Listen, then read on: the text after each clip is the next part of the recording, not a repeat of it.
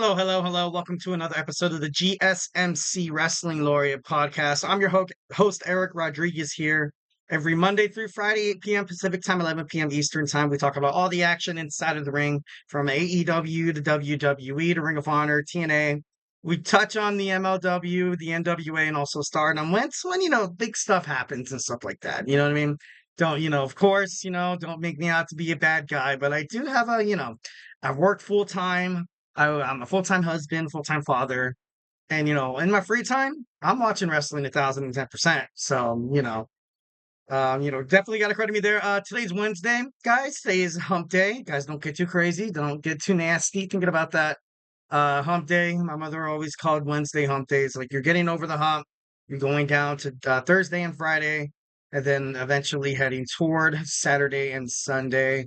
So I hope you guys have a good week, good midweek going on. So yeah, let's jump on into it. Thank you so much for tuning into the GSMC Wrestling Laureate Podcast, brought to you by the GSMC Sports Network.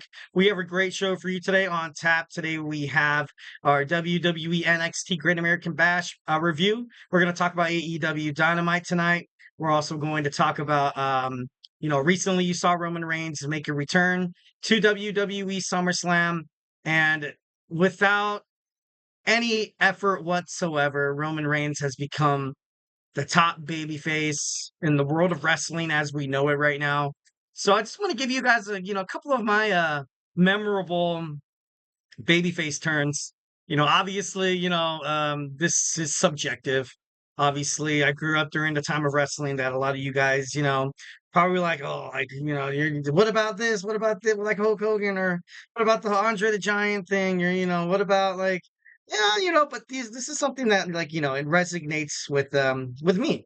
You know what I mean? So, it's kind of crazy, but we're gonna go through that. And then fourth segment, we're gonna talk about wrestling gimmicks right now in WWE, AEW, wherever. That seems like it's failing. That seems like it's not really working out. Maybe the best possible decision is probably to break up the factions. So we're going to get into that in our fifth and final segment, something we do every Wednesday. Today is our Wednesdays weekly wrestling news. We're going to talk about all the hottest and the breaking news that's happening right now in the wrestling world. But hey, guys, before we jump on into any of that, I want to remind you guys to use the tips and donations link at the GSMCpodcast.net. Shoot me your comments, questions, and concerns. We get a number of questions from viewers like you that come in during the show. So to ensure that your question gets read on air in front of millions and millions of people, I urge you guys to use the GSMCpodcast.net. Hit up the tips and donations link. Obviously, leave whatever you can. Most importantly, just want to hear a chat from you guys. 1,010%. This podcast, especially wrestling, I love bouncing ideas off of other wrestling fans. That's what makes talking about wrestling so great. So, definitely, love that 1,010%. Remember to Superman punch that like and subscribe button to the show. Follow the GSMC Wrestling Laureate Podcast, also the GSMC Sports Network for more, wrestling content. We also have other podcasts as well. We got football right around the corner. We have football podcasts. We have baseball heading toward, the ending of the season. When teams start running away with the division, we got Sam with baseball. We also have basketball with Nelson, and we have a fantasy sports podcast with my boy Chris Shepard. So make sure you check those out as well. So once again, the link is at the GSMCpodcast.net. All right, let's go ahead and jump on into our segment one. We're going to talk about the Great American Bash. So it started off with a banger, to be honest. I thought it was a great match. Pete Dunn against Trick Williams. It was a great way to start off the show.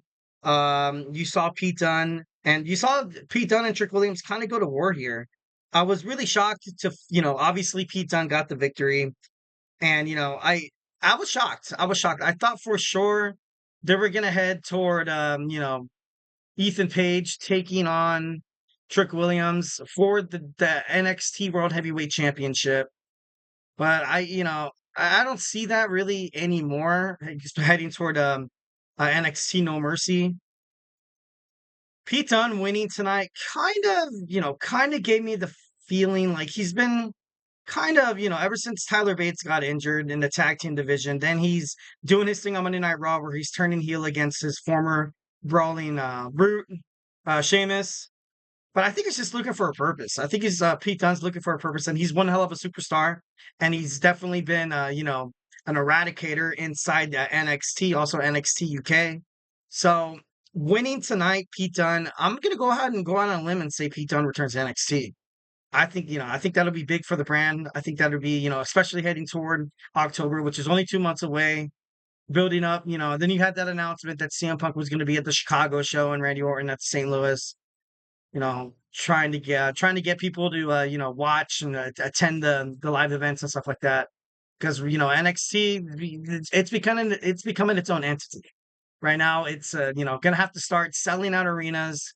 It's going to having to be marketable as hell, to be honest.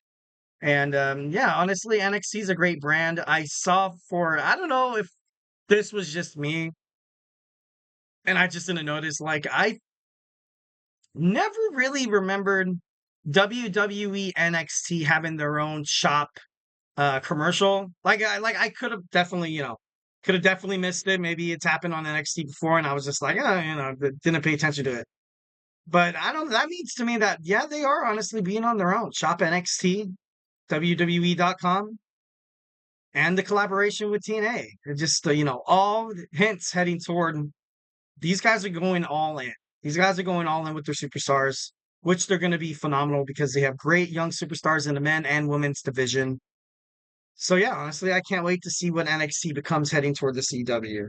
Next, we have Kaylani Jordan retains her WWE NXT Women's North American Championship against the always creepy, eerie Tatum Paxley. And at the end of the match, you saw Wendy Chu attack Tatum Paxley. Kaylani Jordan was kind of like what the hell? You kind of thought they were in cahoots together.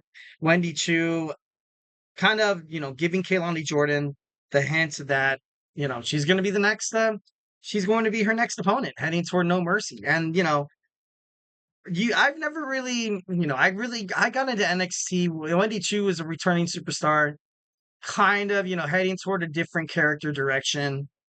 I like it. I think it's great and all, but I don't know. I just, she knocks off superstars. I think she beat, who did she beat? Not Fallon Henley. Oh my God. I can't believe I can't remember. But she hasn't really beat big name superstars yet. And Kaylani Jordan, she successfully retained her title, which was impressive. The match was pretty good. The match was very impressive. It was a good mark for Kaylani Jordan because I feel like a lot of fans, and I got to be honest, I'm a little skeptical as well. A lot of fans kind of wanted to see somebody else like Jada Parker win the inaugural championship. I kind of was heading toward like a Sol Ruka. I thought she would have been an amazing champion. Not that Kaylani Jordan's not an amazing champion, but I don't know. It was kind of interesting to see the direction WWE was heading toward, with Kaylani Jordan, total babyface, former gymnast, athletic as hell. Definitely could be a champion, like I said, not throwing shade at her at all. But I just, expected something different. All right, Ethan Page, unsurprisingly, retains his NXT World Heavyweight Championship against Oro Mensah. This match, exactly what I was talking about yesterday about the preview. Heading into it, this was just the match to kind of put Oro Mensah on the map. This injury from Noam Dar is probably more serious than a lot of people would, expect. Because when Metaphor just kind of floated around a little bit, and then they decided to have Ethan Page attack Oro Mensah as well. They being WWE creative. And you just want to see this guy become a successful single superstar.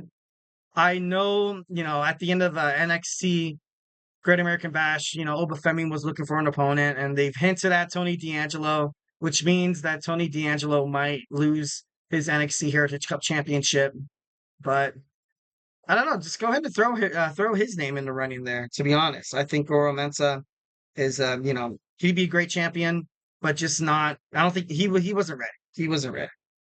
Next, we have Joe Coffey losing to Joe Hendry. Absolutely loved this match. I thought it was pretty great the way he got Gallus out of there, pulling an Eddie Guerrero, making the referee believe in Joe Hendry and believe that they threw him on the announce table. He's going to hit him with the steel chair, and he got him ejected. And that distracted Joe Coffey enough for, Joe Hendry to hit the standing ovation and become the victor. So I thought that was, pretty cool. definitely love that. That was a great moment. Next, we have Ren Sinclair. We kind of talked about this a little bit. Ren Sinclair defeated Kendall Gray. Overall, Ren Sinclair, she wants to become a part of this no quarter catch crew with Osborne, also Tavion Heights, and also Charlie Dempsey. And, she's in. She's in. She got Dempsey a match for the NXT Heritage Cup Championship next week. So I think he wins it back. I think the no quarter catch crew, I've kind of advocated on this a little bit. I'm not trying to, cause any, wrestling, fandom warfare. But ever since Drew Gulak left, WWE decided not to, move further with another, contract. And I'm not blaming Ronda Rousey or anything like that. And, a lot of rumors, a lot of speculations, but, allegations or whatever. But ever since Drew Gulak left NXT, you've kind of saw the no quarter catch crew kind of searching for an identity. They don't really know who they are. Charlie Dempsey, they made a lot of waves on TNA. Obviously, especially with that heading toward the future. It would be crazy to see the NXT Heritage Cup defended at TNA. Would be pretty badass. Would love that. But all in all, I feel like the Heritage Cup, I think it belongs to the no quarter catch crew. I like the Dawn. I love the D'Angelo family angle. But like I said in like a previous podcast, I think Tony D'Angelo's he's a main carder. He deserves to be fighting for the NXT World Heavyweight Championship. Then you saw at the end of Great American Bash, you saw him basically steal Oba Femi's spotlight. So now he's going to have to fight Oba Femi for that NXT North American Championship. All up in the air right now, obviously, all speculations and rumors and stuff like that. So moving on to the final match, we had the main event. We had Nathan Fraser and Axiom, the NXT World Tag Team Champions, looking in complete disarray. People thought it was it. They defeated the Rascalz, MSK. They defeated Zachary Wentz and Wes Lee. Obviously, at the end of the match, you saw a sign of respect. They shook hands. And then, to an unlikely scenario, you saw Wes Lee turn heel, attacking Trey Miguel, low blowing Zachary Wentz.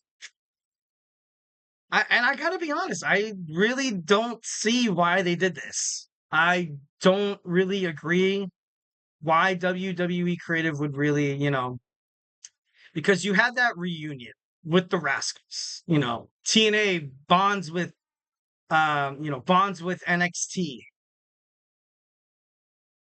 The Rascalz were amazing. When the three of them together, you can just sense Wes Lee was happier. You can just sense that he could definitely live up to the hype, be at his full potential with Zachary Wentz and Trey Miguel. Fans loved them. Could have been very, very, very marketable. Could have been ticket sellers. But they broke them up. And I, have yet heard, Wes Lee's side of the story. Obviously, playing kayfabe and stuff like that. He said that, it was a long time coming. This maybe heading toward like a Survivor Series angle where Wes Lee gets says that TNA isn't good enough to be on NXT. Zachary Wentz and Trey Miguel, I've grown out of them. They need me, I don't need them. Kind of mentality there. If that makes sense. It's gonna start maybe, not a war between TNA and NXT, but definitely something's got to pay. A lot of can't wait to find out what happens on TNA Impact. It should be pretty great. I can't wait to see what happens next. Also on NXT next week. All right, guys. Well, hey, don't go anywhere. We're gonna jump on into our AEW Dynamite preview. Should be a pretty good episode. I can't wait to watch it. I have it on record right now. Haven't checked a single shred of social media: TikTok, Instagram, Facebook, nada. I like watching wrestling for the surprise factor. Also, the unpredictability. But then again, like if you hit up spoilers and chats, we'll talk about it. We'll talk about 1,010%. So yeah, guys, do not go anywhere. We're gonna jump on into some AEW Dynamite.